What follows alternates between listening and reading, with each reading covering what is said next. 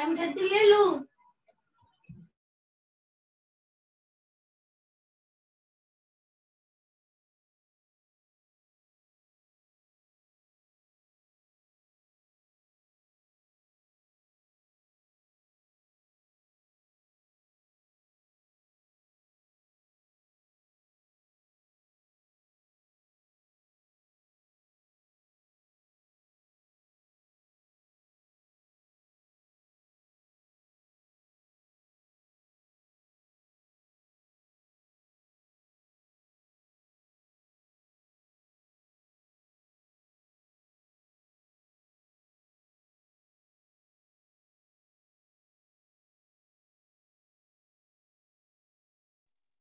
जय जिनेन्द्र, सोनू दीदी जय जिनेन्द्र, सभी को जय जिनेन्द्र। सभी को सादर जय जिनेन्द्र। जय जिनेन्द्र। जय जिनेन्द्र भाई साहब, जय जिनेन्द्र। जय जिनेन्द्र। विजय आंटी मंगलाचरण से स्टार्ट करिए। जी जी। जय बोलो अनंतानंत सिद्ध परमेष्टि भगवान की जय। आचार्य कुंद कुंद देव की जय। नम्यो न जिनं वीरम अनंत वर्णानदंसन सहावम ओच्छामि नियमसारम केवली सुध केवली भणिदम। गाथा बोले दीदी। हाँ 92 बोली थी शायद कल ना। 93 बोल रहा है आज 93 बोल रहा है। जय जिनेन्द्र भाई साहब, जय जिनेन्द्र। जय जिनेन्द्र जय जिनेन्द्र। ध्यान नीलीनो साहु परिचागम कुणै संवदोसानम तम्हादुजानमेव हि संवदिचारस पडिकमणम।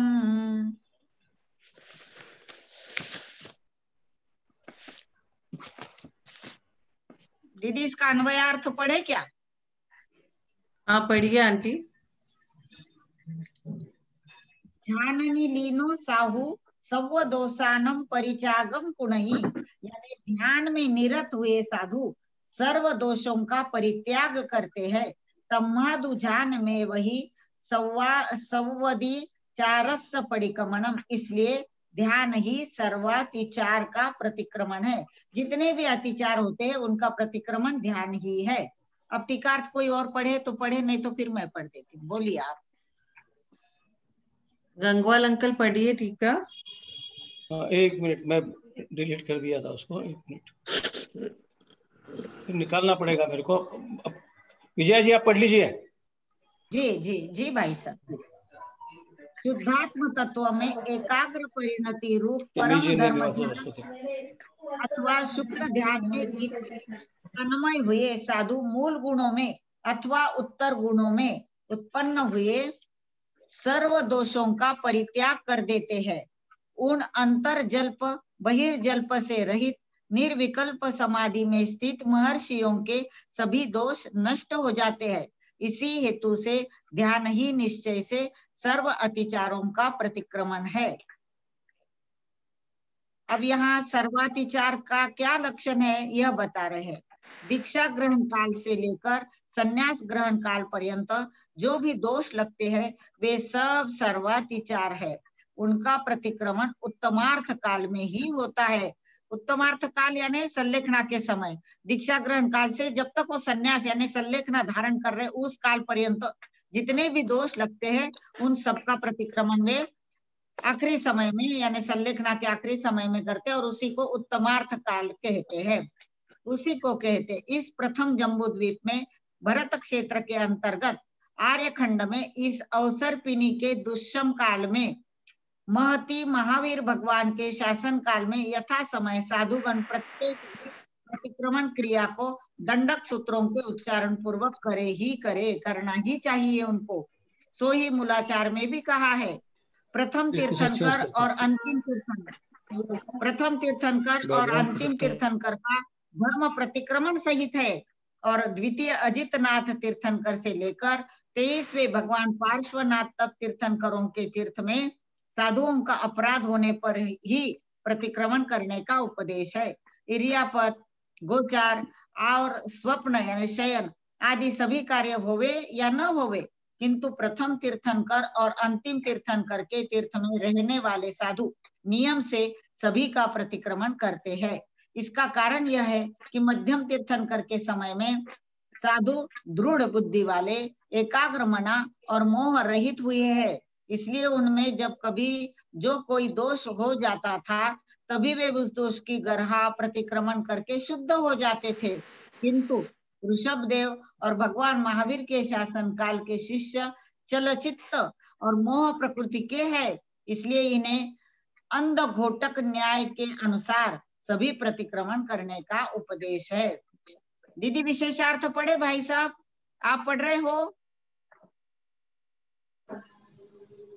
आप म्यूट हो गए हो भाई साहब, आप म्यूट हो गए हो। एक राजा, आप ही पढ़िए, मैंने निकाला नहीं है उसको।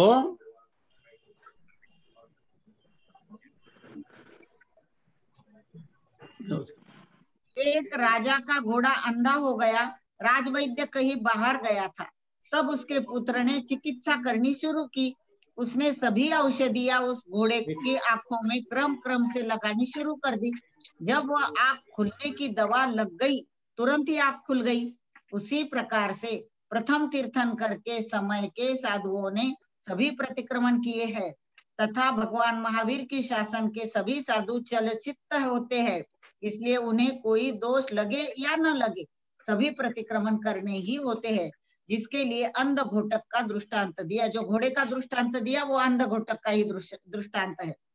प्रमत्त संयत मुनि के लिए नीचे की भूमिका में इस प्रतिक्रमण क्रिया के अनुष्ठान करने से उपकार होता है और इस क्रिया को छोड़ देने में अपकार होता है, किंतु ऊपर की भूमिका में शुद्धोपयोग में परिणत होने पर इस प्रतिक्रमण के अनुष्ठान का अवसर नहीं रहता है। यही कारण है कि इन्हें समय सार में विष कुंभ के समान कह दिया है। फिर भी श्री अमृतचंद्र सूरी ने कहा है, जहां पर प्रतिक्रमण ही विष कहा गया है, वहां पर अप्रतिक्रमण ही अमृत कैसे हो सकता है? इसीलिए मुनिजन नीचे नीचे गिरते हुए प्रमाद क्यों करते हैं?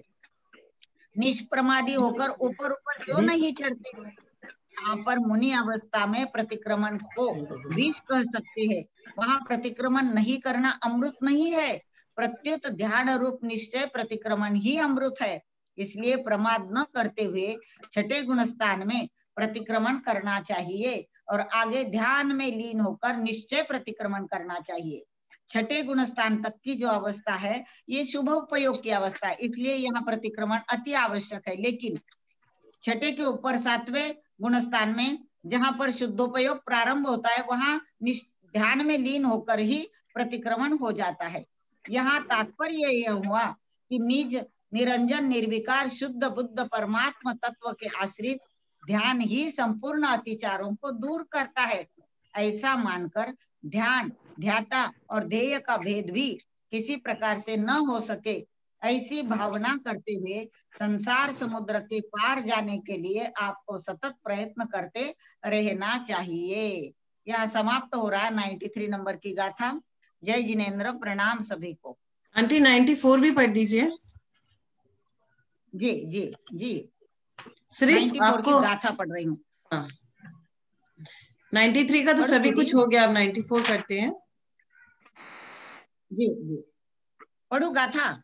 हाँ पढ़िए। पडिकमन नाम धे सुत्तेजवन्निदं पडिकमणं तह नच्चा जो भावई तस्स तदा होदि पडिकमणं। अर्थ पढ़ रहे दीदी आप? हाँ कि पढ़े?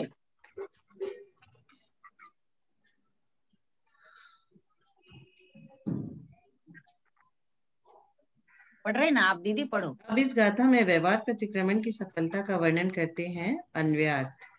पडिकमण नाम ध्येय प्रतिक्रमण नाम वाले सुत्ते सूत्र में जह जिस प्रकार पडिकमणम प्रतिक्रमण वर्णिनदम कहा है, तह उसी प्रकार नच्चा जानकर जो जो भावई भावना करता है, तस उसको, तदा उसी समय, पडिकमनम प्रतिक्रमण होदी होता है।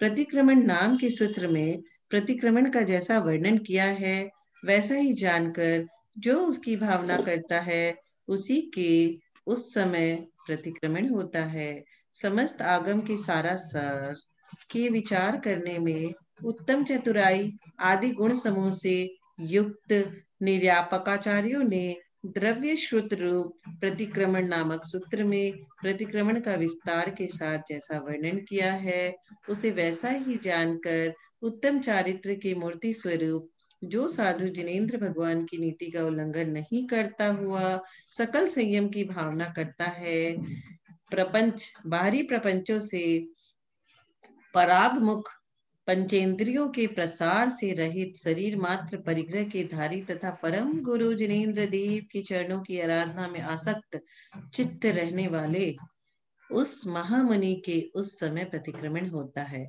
टीकाकार ठीक कहते हैं कि निर्यापकाचार्य के द्वारा जो मुक्ति का स्वरूप कहा गया है उसे सुनकर जिसका चित्त सकल संयम का घर बन जाता है उस सकल संयमधारी मुनिराज को मेरा नमस्कार होवे। जिस मुमुक्ष के सदा काल प्रतिक्रमण ही होता रहता है, अप्रतिक्रमण अणु मात्र भी नहीं होता, शकल संयम रूप आभूषण से युक्त उन श्री वीर नंदी नामक मुनिराज के मेरा निरंतर नमस्कार होते। इस प्रकार जो उत्तम कविजन रूपी कमलों को विकसित करने के लिए सूर्य के समान है और पंचेंद्रियों के प्रसार से रहित शरीर मात्र ही जिनका परिग्रह है, ऐसे श्री पद्म प्रमलधारी देव द्वारा विरचित तात्पर्य वृत्ति नामक नियम सार की व्याख्या में निश्चय प्रतिक्रमणाधिकार नाम का पंच श्रुत कंठ समाप्त हुआ। नेमीचंद बाबूजी से मैं रिक्वेस्ट करूंगी कि 93 और 94 गाथा का हिंदी पद्यानुवाद आप प्लीज गा दें। ठीक है।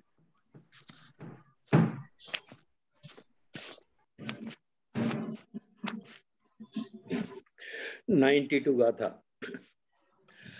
सद ध्यान रूप सर में अब गाह पाता, साधु स्वदोष माल को पाल में दुलाता। सद ध्यान ही विषम कर्म मस पात को का, सच्चा प्रतिक्रमण है घर सदगुणों का। 94 गाथा। जो भी प्रतिक्रमण नामक शास्त्र बोले, भाई प्रतिक्रमण की विधि नेत्र खोले। जानो यथा विधि उसे उस भावना को, भाना प्रतिक्रमण है तज वासना को। बहुत सुंदर। अब हम देख रहे हैं कि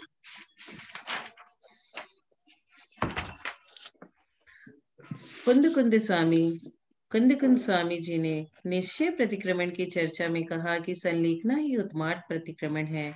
जब प्रतिक्रमण करते हैं तब कहते हैं कि संपूर्ण अतिचारों की विशुद्धि के प्रयोजन से मैं प्रतिक्रमण कर रहा हूँ। संपूर्ण अतिचारों का विशोधन तो उत्मार्ग प्रतिक्रमण में ही संभव है। पूरी पर्याय में साधक अवस्था में जितने मानसिक, वाचनिक, शारीरिक दोष लगे हैं, कृतकारित अनुमोदित हो, संभरम संभारम आरंभ जन्य हो, अतिक्रम व्यक्तिक्रम रूप हो, अधिचार रूप हो, अनाचार रूप हो, जितने दोष है संपूर्ण दोषों का प्रतिक्रमण हो रहा है, वह सर्वातिचार रहित प्रतिक्रमण है। इसे ही उत्तमार्थ प्रतिक्रमण कहते हैं।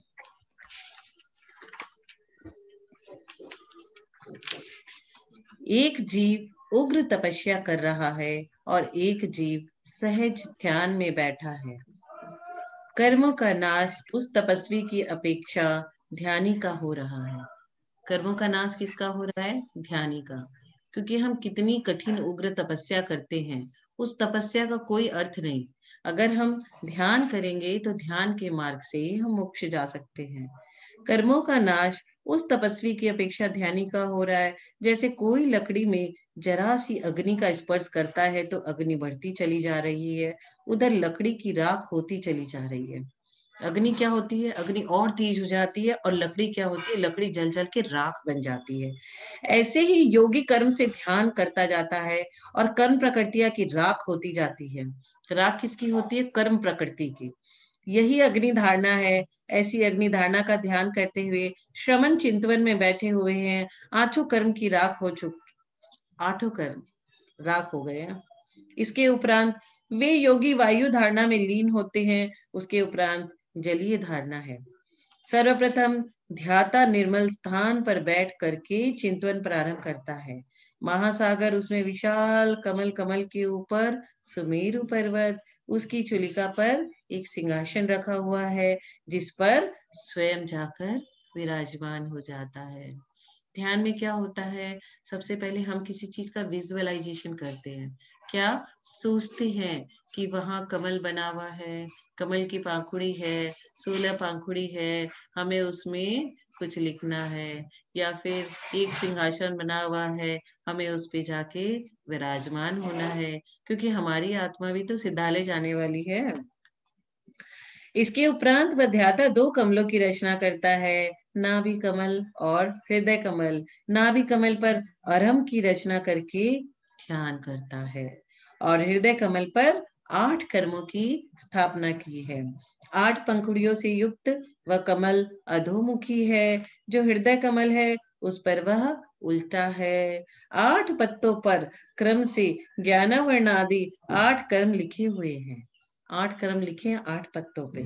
वह ध्याता ध्यान में बैठता है। अरम में जो रेफ है उससे चिंगारियां स्फुटित होती है। अरम के रेफ में बहुत बड़ी ताकत है।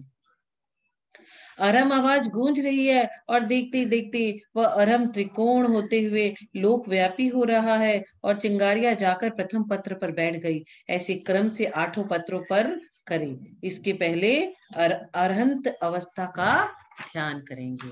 जैसे हमारे सारे 24 भगवान की मूर्तियां अरहंत अवस्था में नासा पे दृष्टि करते हुए विराजमान रहती है। वह अरहंत धारणा पूर्ण देखते ही देखते आकाश में अचानक तूफान प्रकट हुआ। आंधी चल रही है, धूमिल आकर लग रहा है। ये अरहंत अवस्था है।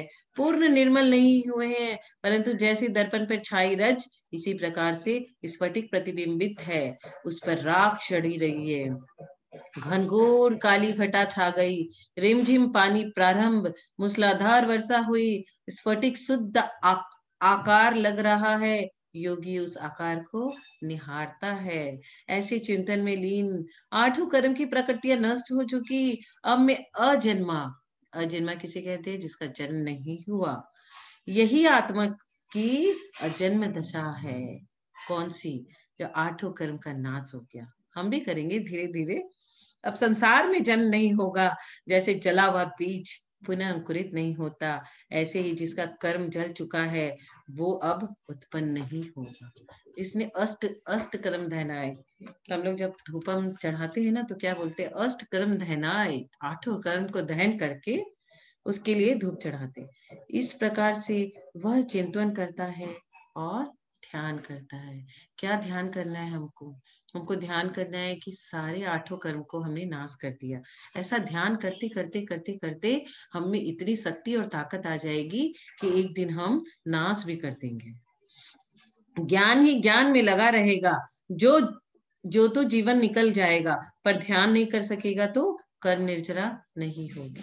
याद रखना, आप कितना ही ज्ञान ले लो, लेकिन ध्यान जब तक आपके जीवन में शामिल नहीं है तब तक आपके कर्मों की निर्जरा हो ही नहीं सकती। इसलिए आगम में ज्ञान की भी सीमा है। अध्ययन करो, लेकिन अध्ययन के साथ चिंतन और ध्यान भी करो। जैसे हम बच्चे जब स्कूल जाते हैं तो हिंदी भी पढ़ते हैं, मैथ भी पढ़ते हैं, हिस्ट्री भी पढ़ते हैं, ज्योग्राफी भी पढ़ते हैं, सब सब्जेक्ट का ज्ञान लेते हैं। वैसे ही यहाँ पे हमें अध्ययन, चिंतन, ध्यान सब करना है। ज्ञान तो ध्यान के लिए है। ज्ञान करेंगे तभी तो इनपुट मिलेगा ना हमें। ध्यान में हमें क्या सोचना है? जो ज्ञान में हमने पढ़ा है वो। इसलिए ज्ञान पहले जरूरी है, और ज्ञान जब आ जाता है सफिशिएंट तब उसका ध्यान करते हैं। ध्यान में आप कुछ भी कर सकते हो। तत्वार सूत्र के कोई भी सूत्र को लेके उसका ध्यान करो, समय सार के सूत्र का ध्यान करो, नियम सार की गाथा का ध्यान करो। समय सार नियम सार की गाथा का ध्यान कर सकते हैं। तत्वार सूत्र, भक्तामर जी, किसी भी चीज में जिसमें मन लगे उसी का ध्यान करना चाहिए। शुक्ल ध्यान रूपी दीप जिसके चित्त रूपी घट में जल रहा हो वही योगी है। उसके शुद्ध आत्मा स्वयं ही प्रत्यक्ष हो जाती है। किसके? जो योगी शुक्ल ध्यान रूपी दीपक को जलाकर अपने नीच आलय को बैठा हुआ है, उसकी मनुष्यों शुद्धात्मा स्वयं प्रत्यक्ष हो जाता है। जिसको ध्यान नहीं है, मात्र स्वाध्याय में लगा हुआ है। यदि वो चाहता है कि मैं परम शुद्ध आत्मा को प्राप्त कर लूं, तो स्वाध्याय से आत्मा प्रत्यक्ष नहीं होती। इसीलिए अंतर होता है, एक व्रती, एक संयमी, एक प्रतिमाधारी, एक मुनि और एक आर्यका का हम लोग कुछ सुनते हैं तो वो 5वें से ऊपर 5वें 6ठे 7वें गुणस्थान में रहते हैं, और एक हम किसी श्रावक का सुनते हैं तो वो तो ध्यान भी नहीं करता, वो तो उसको ज्ञान भी लिमिटेड होता है। पर ज्ञान अगर ज्यादा हो जाए लेकिन चारित्र नहीं है, ध्यान नहीं करता, तो वो मतलब सब चीज का सैचुरेशन जरूरी है। 7 तत्व आदि का ध्यान ये तो आलंबन है, अशुभ से बचने का एक उपाय है। पंचम काल में सबसे श्रेष्ठ साधना क्या है? स्वाध्याय। परंतु परम पारिणामिक भाव को प्रकट करने वाली कोई वस्तु है, वह क्या है? ध्यान। इसके अभाव में कुछ नहीं हो सकता। ज्ञानी आत्माओं, ज्ञान भाव में भी कभी कभी कसाय भाव आते हैं, बहुत बार आते हैं। ज्ञानी लोगों को कितनी कसाई हो जाती है, मैं ज्यादा अच्छा, मैं ज्यादा जानता हूँ, मैं ज्ञानी हूँ, मैं ज्ञानी, मैं अध्ययन करूं और अध्ययन करूं। ध्यान से अंतरंग में हर्ष प्रकट हो रहा है और बहिरंग में उदारता प्रकट हो रही है, लेकिन पूरे ज्ञान से बाहर में हर्ष प्रकट होता है और अंतरंग में रूखापन आ जाता है। जब तक मान है तब तक भगवान प्रकट नहीं हुए, और जैसे ही मान गया तो भगवान आ गए। सभी को मालूम है, महावीर भगवान के गंधर्व देवता, मान, बहुत मान था उनको, बैठ के मान करते थे, मैं ज्ञानी, मैं ज्ञानी। और भगवान महावीर, उनका समूह शरण में वाणी खिराना है, लेकिन कोई गंधर्व नहीं। फिर देवताओं ने उनको वहां से लेके आया, और जैसे ही वो समूह शरण मानस्तंभ, जैसे ही दर्शन किए, उनका सर झुका, पूरा मान गल गया उनका। मान गलते ही केवल ज्ञान हो गया। पर मान का पर्दा पड़ा हुआ है तो भगवान तो अंदर थे। इसी प्रकार से आपके अंदर भगवान है, पर्दा उठा दो। समय सार में कुंद कुंद स्वामी ने प्रत्येक अधिकार में पर्दा ही हटाया है। अब संवर प्रवेश कर रहा है, और संवर जहाँ प्रवेश कर गया वहां मोक्ष शब्द आने वाला है। संवर नहीं है तो निर्मल निर्जरा नहीं है, और निर्जरा नहीं है तो मोक्ष नहीं है। पहले संवर, फिर निर्जरा, और फिर मोक्ष। हम निर्जरा तो नहीं कर सकते क्योंकि हम संयमी नहीं है, लेकिन हम संवर तो कर सकते हैं। निर्जरा तो निगोदियों में भी चल रही है, लेकिन मोक्ष मार्ग का हेतु संवर उसके पास नहीं है। निगोदियों के पास संवर नहीं होता जो हमारे पास है। जिन जिन को अपनी आत्मा को प्रकट करना है, तो अब समय को समय देना कम कर दो, समय को ही समय देना ज्यादा प्रारंभ कर दो। यदि प्रत्यक्ष आत्मा का अनुभव करना है तो शास्त्र के अध्ययन में समय कम कर दो और आत्म ध्यान को समय ज्यादा देने लगो। जिसको भी मोक्ष जाना है वो अध्ययन कम करके ध्यान में लीन हो जाए, क्योंकि ध्यान के बिना कुछ नहीं होता। आचार्य अमृतचंद स्वामी कह रहे हैं कि यदि तूने अभ्यास किया तो हो सकता है कि 6 मास के अंदर तुझे कुछ झलक आ जाएगी, पर वह साधना मौन ही होगी, ये ध्यान रखना। आचार्य अमृतचंद स्वामी ने यह स्पष्ट किया है कि समय सार की टीका अध्यात्म अमृत कलश में ब्राह्मण कार्य की सिद्धि के लिए बोलना अनिवार्य है, परंतु स्वकार्य की सिद्धि के लिए मौन होना ही अनिवार्य है। बाहरी कार्यों के लिए हमें बोलना बहुत अनिवार्य होता है, नहीं तो कोई समझेगा नहीं, लेकिन अपने अंदर में जाना, जो कि आज ये कोरोना काल में आदमी को बहुत वक्त है। कोई भी मीटिंग अवॉइड करना हो तो बोल दो, हम जूम पे मीटिंग करेंगे, हम व्हाट्सएप कॉलिंग करेंगे, हम आ नहीं सकते। और घर में बैठ के अपने अंदर में जाओ, go inside. If you don't go to outside, you can go inside. This is the best time. ब्राह्म्य कार्य के लिए कुछ सामग्री प्राप्त करना है तो बोलना ही पड़ेगा। स्व कार्य के लिए समस्त सामग्री अंदर रखी है, आपकी आत्मा भी अंदर विराजमान है और आपको ध्यान में जहां जहां जाना है वो भी आप अंदर अपने ब्रेन से जा सकते हो। जो बिना बोले ही प्राप्त हो जाती है वह द्रव्य मुक्त बनने से नहीं मिलेगा, वह आत्म द्रव्य मौन रहने से ही मिलेगा। इस अधिकार को पूर्ण करते हुए आचार्य भगवान कह रहे हैं कि शुक्ल ध्यान शुद्ध उपयोग के साथ में होता है। धर्म ध्यान में निश्चय और व्यवहार दोनों होते हैं, इसलिए दोनों का कथन किया है। जो शुद्धोपयोग की दशा में जा रहे हैं उनके लिए प्रतिक्रमण विष कुंभ है, पर जिनका अशुभ उपयोग भी नहीं मिट रहा उनके लिए अमृत कुंभ है। ये तो कल भी पढ़ा था हमने। ऐसा आचार्य महाराज के कथन का उद्देश्य है।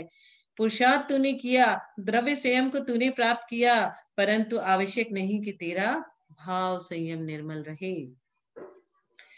द्वैपायन मुनिराज का कोई दोष नहीं था, घनघोर तपस्वी न होते तो तेजस पुतला निकल ही नहीं सकता। आज के मुनियों को बोल दो तेजस पुतला निकालने, है उनकी क्षमता? द्वैपायन मुनि कितनी घोर तपस्या करते थे, उनको तेजस पुतला निकालने की उतनी शक्ति थी। द्रव्य लिंगी की रिद्धि नहीं होती, सच्चे भावलिंगी मुनिराज की रिद्धि होती है। उन्होंने अपने आप को बहुत रोक के रखा, परंतु कोई सीमा होती है। यादव कुमारों ने उन्हें उनके साथ अति कर दी थी। उस अति का परिणाम द्वारका का भस्म होना हुआ। क्या हुआ? अति का अंत होता है। उन्होंने इतनी अति की, इतने अत्याचार किए कि द्वैपायन मुनिराज के तेजस पुतला निकला और द्वारका नष्ट हो गई। ज्यादा गर्मी होने पर रेल की पटरी से भी अग्नि की चिंगारियां निकलने लगती है। पत्थर पर पत्थर पटकोगे तो चिंगारी निकलेगी ही। जब दो विकारी भाव मिलते हैं तो कसाई की चिंगारी प्रकट हो जाती है। दो अहंकार मिलते हैं तो तीसरी पर्याय क्रोध की प्रकट हो जाती है। इसलिए ध्यान रखना, जब भी साधक पुरुषों के पास जाएं बिल्कुल साम्यता में जाएं, और ऐसे लोग जो अहंकारी हो उनसे आप सिर्फ जय जिनेन्द्र करें, उससे आगे कुछ भी ना करें। जब भी साधक आए तो ऐसे स्थान पर विराजमान करना जहां पर जन समुदाय का आवागमन ज्यादा न हो। मुनिराज ध्यान में थे पर वे चौराहे पर बैठे थे। ये दोष उनका कहो या होनहार कहो, पथिक निकलते हैं उनको देखकर चर्चाएं करने लगे कि जब ये वीर सम्राट थे इनका शासन कैसा अच्छा चलता था, पर बेटे संभाल नहीं सके। हो गई उनको क्या हो गई? अब विकल्प हो गई। इतना सुनने पर उनकी चिंता धारा बदल गई। जहां पिच्ची कमंडलू रखा हुआ था वहां ढाल तलवार दिखने लगी। वो राजा थे और उन्होंने मुनि दीक्षा धारण कर ली थी। तो जैसे ही वो साधना में रास्ते के बीच में बैठे हुए थे, रास्ते में तो कोई व्यक्ति कुछ भी बोलता हुआ जा सकता है, उनके मुख को तो कोई रोक नहीं सकता। उन्होंने कहा कि बेटा तो संभालने योग्य है नहीं शासन। धर्म ध्यान बदल गया, रौद्र ध्यान प्रारंभ हो गया। श्रावकों को रौद्र ध्यान होता है तो हम कहाँ जाते हैं? नरक। सोचने लगे मैं तो ऐसे चक्रव्यूह की रचना करता, मैं होता तो वैसे करता। राजा श्रेणी भगवान महावीर से पूछता है कि मुनिराज तीव्र रौद्र ध्यान में लीन है, उनकी क्या दशा होगी? बोले राजन आप जाओ, अगर यही दशा रही तो अधोगति भी हो सकती है, कहीं आयु बंद हो गया तो। उसी रौद्र ध्यान में यदि किसी का आयु बंद आ गया तो कहाँ जाएगा? वह पहुंचा और बोला स्वामी नमोस्तु नमोस्तु। कहा तो हाथ खींच रहे थे, भकुटियां तन रही थी, लेकिन जब मुद्रा बदल गई क्योंकि नमोस्तु शब्द गूंज रहा था। पुद्गल की महिमा देखो, शब्द वर्गनाओं की महिमा देखो। एक वर्गना ने चक्रव्यूह रच दिया और दूसरी वर्गना ने चक्रव्यूह नष्ट करके पिच्ची कमंडलू पर हाथ रखवा दिया। किसका भवन, किसका राज्य? यही सब करना था तो राज्य छोड़कर क्यों आया? तुम्हारी ताकत हो तो संभलवा देना, परंतु जले पर मत छिड़कना, जले पर नमक मत छिड़क देना। ध्यान से समझना, ध्यान ही बंधक है, ध्यान ही अबंधक है। धर्म शुक्ल ध्यान अबंधक है और धर्म ध्यान के भेष में कहीं आर्त रौद्र ध्यान है तो वो बंधक है। वंदना तूने ऐसे की कि स्वयं की बंधा और जिसकी वंदना की उसकी भी बांध दिया, उसको भी बांध दिया। महाराज आप चिंता मत करो, मैं आपके साथ हूँ। सब साथ छोड़े तब भी अब तुम साथ लाकर क्या करना चाहते हो? ये कहना, प्रभु मुझे आसाता है, ऐसा उपाय बताओ जिससे आपके साथ हो जाए। अंतर आया ना? ज्ञानी नमस्कार में भी ध्यान रखता है, वंदना में भी ध्यान रखता है। जिनवाणी कह रही है कि हे योगी, तेरे दर्शन से मैं योगी बनूं या न बनूं, पर तेरे दर्शन से योगी भाव पर श्रद्धा बनी रहे। साधु पुरुषों को देखकर साधुता पर श्रद्धा बढ़ जाए। ठेले वाले आम आम चिल्ला रहे थे, आम की सुगंध फैला रहे थे। आपका मन नहीं था खरीदने का, पर सुगंध ने खरीदने के लिए प्रेरित कर दिया। ये उसका था मार्केटिंग टैलेंट। उसने मार्केटिंग किया, बहुत जोर जोर से चिल्लाया। आपकी इंद्रिय, कल हम लोगों ने पढ़ा था, रचना इंद्रिय बहुत तकलीफ देती है हमें। जब एक जड़ फल अपनी सुगंध से तुम्हें प्रेरित कर सकता है, तो हे योगी, मेरी ऐसी सुगंध हो कि श्रावक अपने आप साधु बनने को तत्पर हो जाए। यही तत्व दृष्टि है। कभी ऐसा भी होता है कि पैसा होता तो खरीद लेता। आम अच्छे हैं, यदि उत्तम सेनन होता, शरीर में शक्ति होती, तो हम महाराज बन ही जाते। इतने भाव तो बन गए। ठीक है, पैसा नहीं है इसलिए खरीद नहीं पाए, लेकिन मन में भाव तो आए गए ना। तो हमें क्या भाव बनाना चाहिए कि ये पंचम काल है, चतुर्थ काल होता तो मैं भी महाराज बनता। मैं महिला हूँ, मैं पुरुष होती तो मैं भी मुनि महाराज बन के छठे गुणस्थान में पहुंच जाती। ऐसे ऐसे भावना करते करते हमें मिल जाता है जो हम चाहते हैं। ये भोगों के आम को छोड़ देना, जैसे आप को महाराज की दर्शन की लगन लगी थी, ऐसे ही निज दर्शन की लगन लग जाएगी। चिंता मत करो। जिसको लगन लगी है वो नियम से साधु बनेगा, सम्यक दृष्टि होगा तो। कोई टाल नहीं सकता, क्योंकि अर्थ पूतगल परावर्तन के अंदर अंदर उसको मोक्ष जाता है। तत्वार सूत्र में उमा स्वामी महाराज ने लिखा है कि जो जीव व्रतियों की अवहेलना करता है, तीव्र कसाय भाव रखता है, वो चारित्र मोह कर्म का आश्रय बंद करता है। और जो मुनियों की सेवा करता है, उसका चारित्र मोहिनी कर्म शिथिल हो जाता है। हम लोग कर्मों की निर्जरा नहीं कर सकते, लेकिन कर्म के अनुभाग को कम कर सकते हैं। आचार्य भगवान ने परमात्मा प्रकाश में लिखा है कि कोरे ज्ञानी मत बनना और कोरे सेवक भी मत बनना। शास्त्र ज्ञान भी रखना और पंच परमेष्टि की सेवा भी करना। यह नहीं कि हम अपने गुरु की सेवा करते जा रहे, गुरु गुरु है और हम भक्त रह गए। आचार्य भगवान कुंद कुंद स्वामी गाथा नंबर 94 में कह रहे हैं कि प्रतिक्रमण नाम वाले सूत्र में जैसा प्रतिक्रमण का कथन किया गया है, उसे जान करके जो भाता है उसके ही प्रतिक्रमण होता है। प्रतिक्रमण सूत्र अपने आप में एक शास्त्र है। प्रतिक्रमण सूत्र में जैसा कथन किया है वैसा प्रतिक्रमण करना, अन्यथा मात्र पाठ है। यदि अपराध हुआ है तो अपराध का भाव आना चाहिए, अन्यथा लोग सुबह मध्याह्न शाम तीनों समय बैठकर समय से पाठ कर लेते हैं। वास्तविक प्रतिक्रमण क्या है? अंतरंग में वह भाव नहीं आया तो पाठ करना भर है। वास्तव में जो दोष आपको लगा है उसका भाव आना चाहिए। मेरे हिसाब से तो सच्चा प्रतिक्रमण वह है, ये मेरी थिंकिंग है पर्सनल, कि हम किसी व्यक्ति को कुछ बुरा भला कह दिए तो हम बैठ करके चिंतन मनन करके भगवान से माफी मांगे, गुरु से माफी मांगे। उससे ज्यादा बढ़िया है कि हम उस इंसान से माफी मांगे।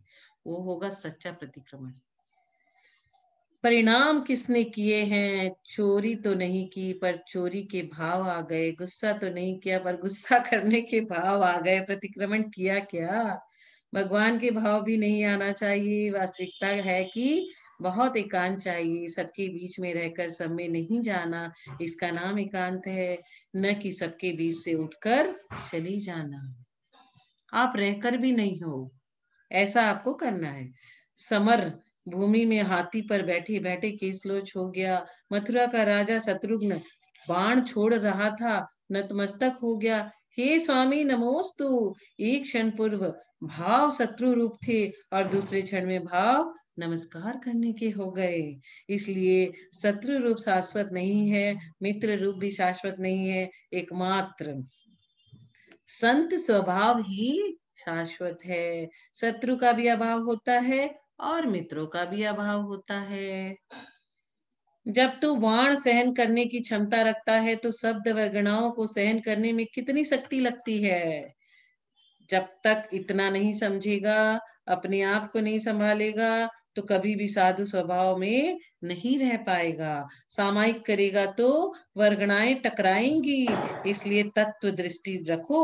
विभाव भाव का अभाव करने का उपाय साधु भाव है, और इस भाव में भी तू विभाव भाव का अभाव नहीं कर पाया।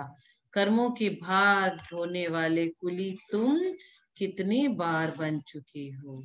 अभी भी हम लोग कर्मों के भार ढोने वाले कुली ही है, और क्या है।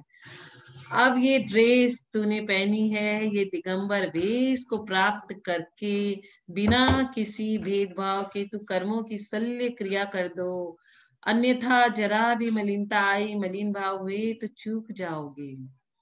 बहुत जल्दी यहाँ तो चूक जाते हैं। जैसे रस्सी पे कोई बच्चा चलता है ना, जरा सा वो चुका कि नीचे धड़ाम से गिरता है, वैसे ही हम सीधे पहले गुणस्थान में गिर जाते हैं।